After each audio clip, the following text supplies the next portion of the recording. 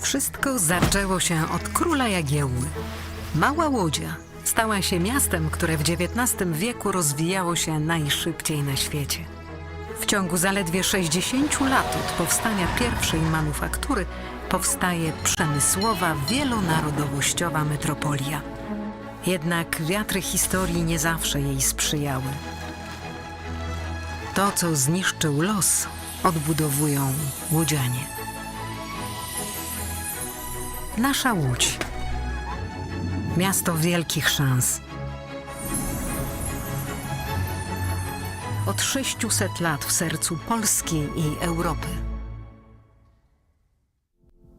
Jesteśmy Polakami. Jesteśmy niezwykłym społeczeństwem. Zawsze w obliczu wielkiego wyzwania potrafimy się mobilizować. Potrafimy stawić czoła wielkim wyzwaniom. Bo nie potrafimy stać obojętnie. Bo obchodzi nas bezpieczeństwo i przyszłość naszych dzieci. Bo wierzymy, że nadzieja zwycięża apatię, lęk i strach. Bo mimo wszelkich przeciwności nigdy się nie poddajemy. Potrafimy ciężko pracować, wspierać się i działać razem. Bo zależy nam na naszej ojczyźnie, naszym osiedlu, naszej ulicy. Bo chcemy naszych niezbywalnych praw i wolności. Bo nie oddamy naszych marzeń. Nadchodzi punkt zwrotny.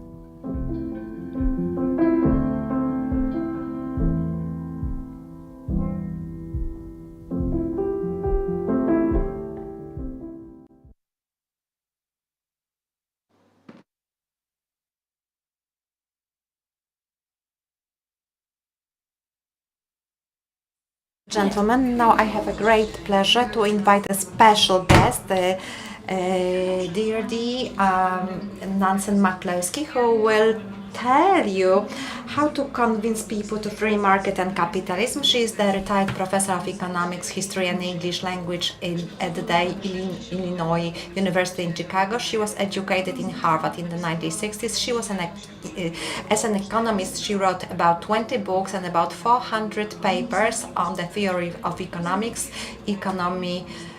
history of economy, philosophy, rhetorics, statistics, feminism, ethics and law. For the past 12 years she was a lecturer at the University of Chicago at the Faculty of Economics, and she describes herself as the literature postmodernistic free market and progressive former Marxist, a woman from the Central West in Boston who used to be a man. Her books are on sale in our lobby, so after the meeting you are invited to purchase some books and maybe you will receive a signature from the author. So let's welcome the Deirdre Nansen McCloskey.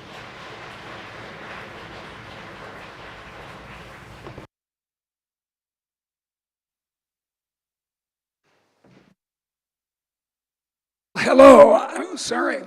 I'm extremely glad to be back in Poland. The last time I was here was August of 1988. Not the last time, but the first time, August of 1988. The week before the government agreed to speak to solidarity. It was a very exciting time. And you established your freedom. But freedom is not being rich, although you have become so in the meantime.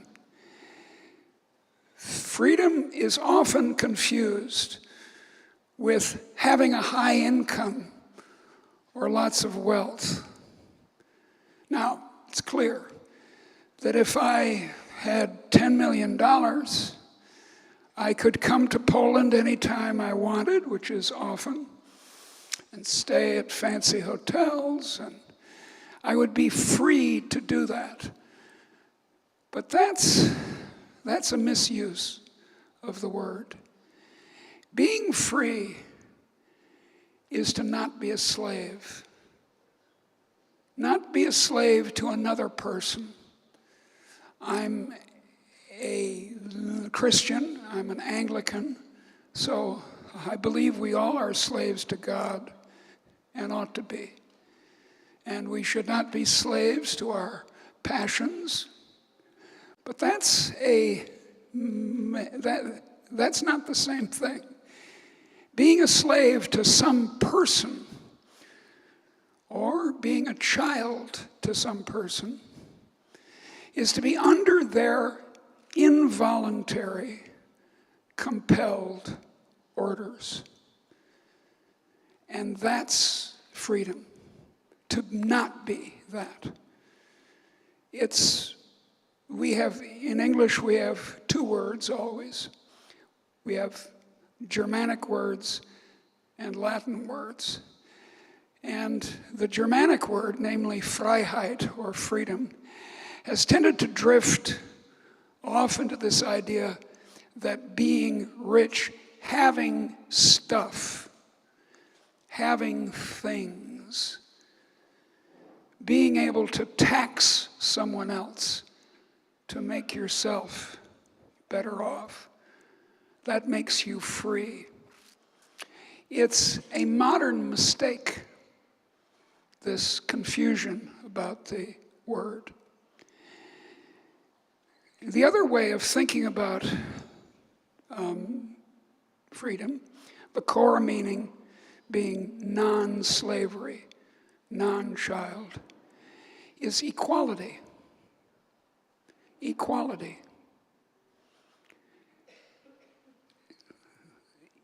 But the form of equality is not equality at the end of the race.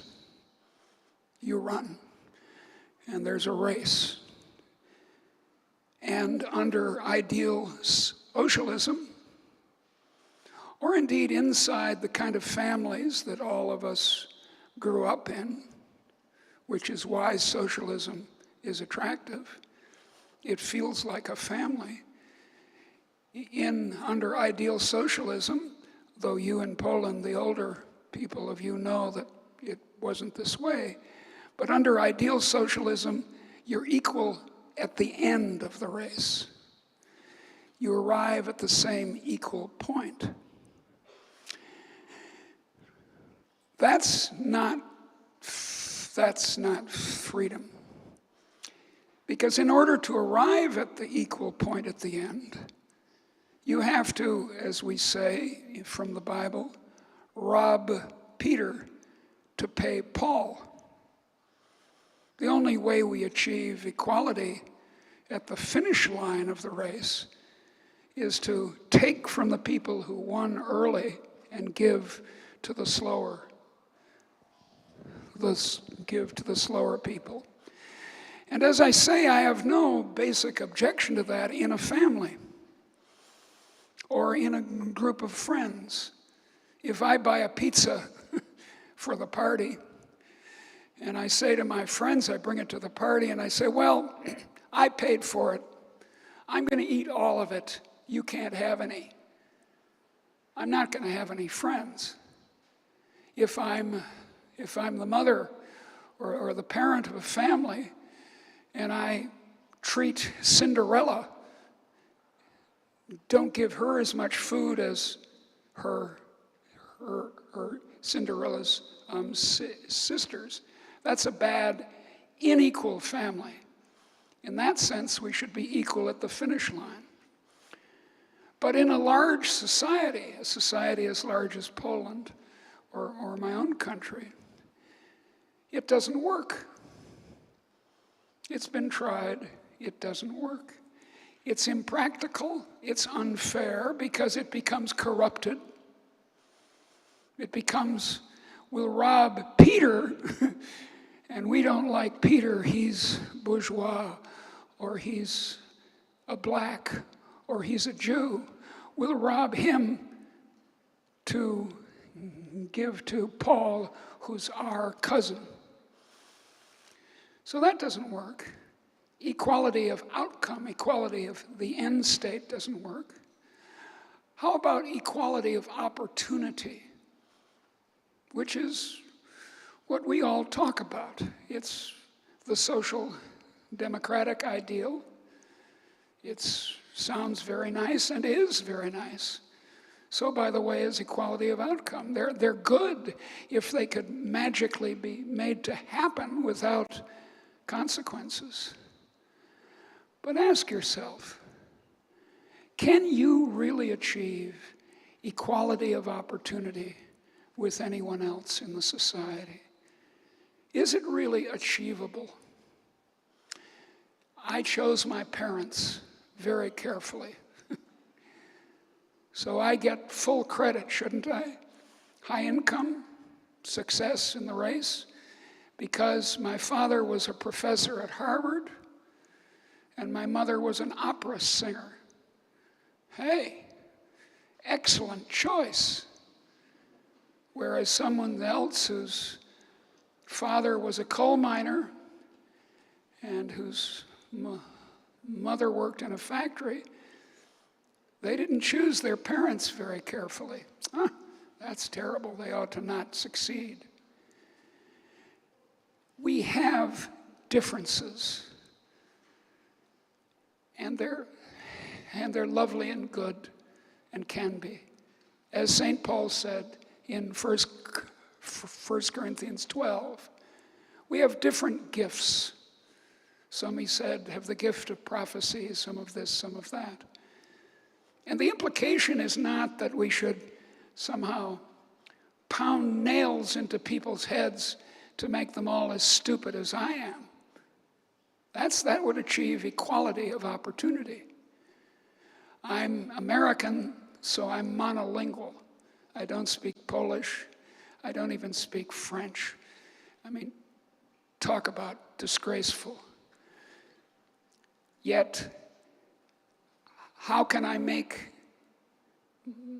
myself have equal opportunity to all you people in the audience who know my language, but also know Polish or some other language? Well, only by damaging you can I achieve that equality. I can bring us all down. You say, oh, well, no, we'll bring everyone up. Well, what do you mean? How will you do that? Now, I'm in favor of, even as a liberal, I'm very much in favor of me being taxed to pay for someone else's children to go to elementary school. I'm in favor of that. I'm in favor of a few other matters of equal opportunity. But as an ideal, as a social ideal, it's a fool's game. It doesn't make any sense.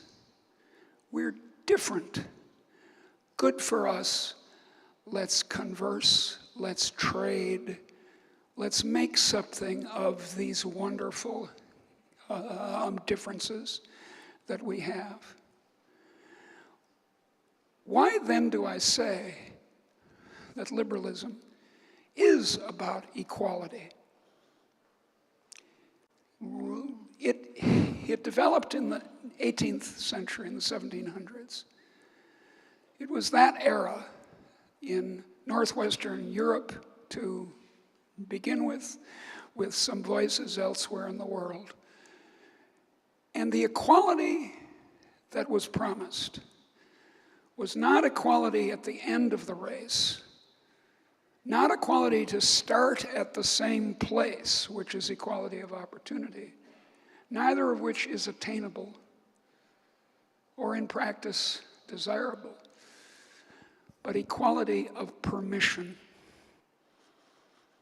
Equality of permission is what liberalism is. It's the guarantee that women can be airline pilots, that Black Americans can, without state interference, buy a house where they wish. As you know, in my own country, until pretty recently, in parts of my country, blacks were excluded from all kinds of things, including the vote.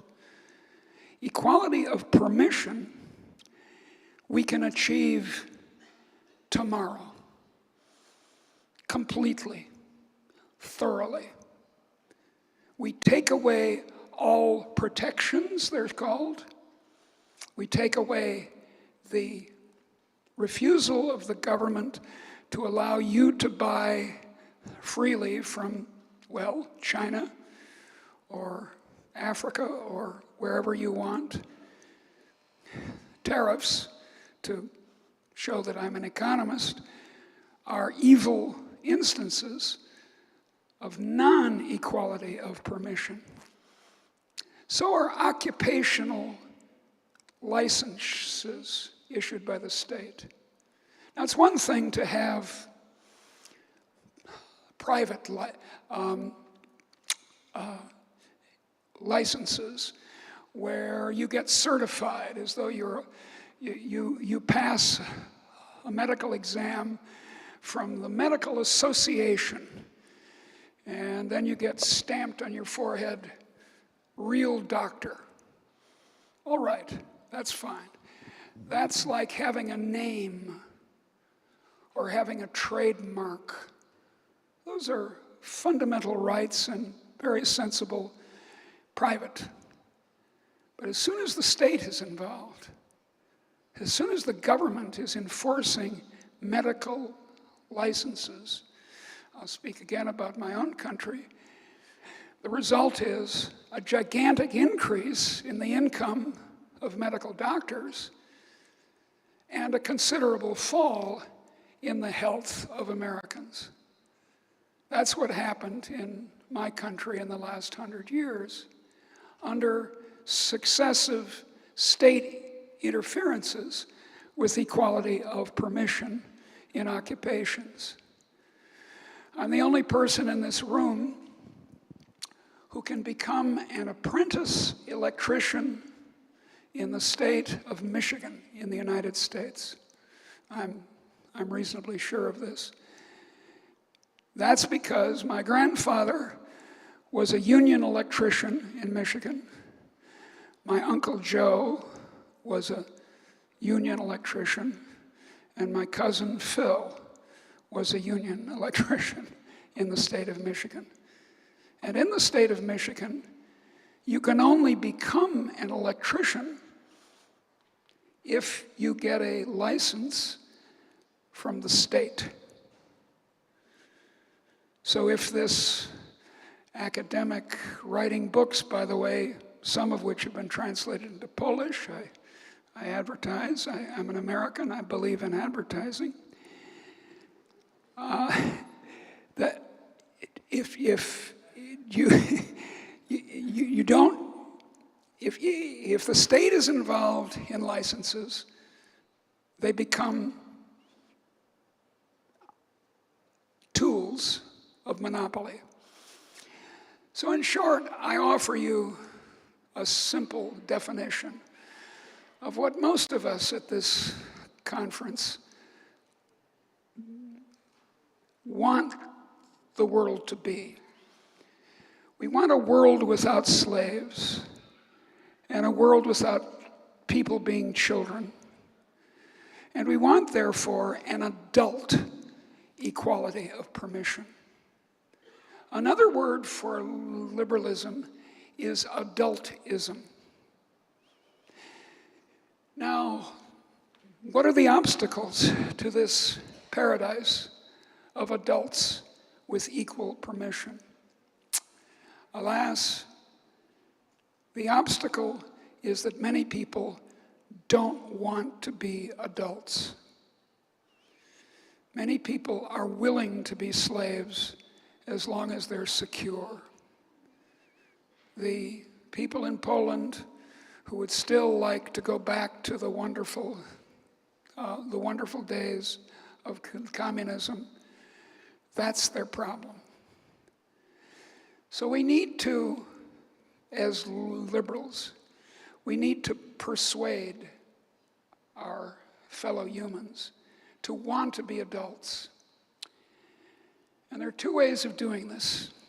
One of them is appeal to the mind, to show them that liberalism, for example, has made us prosperous as it has.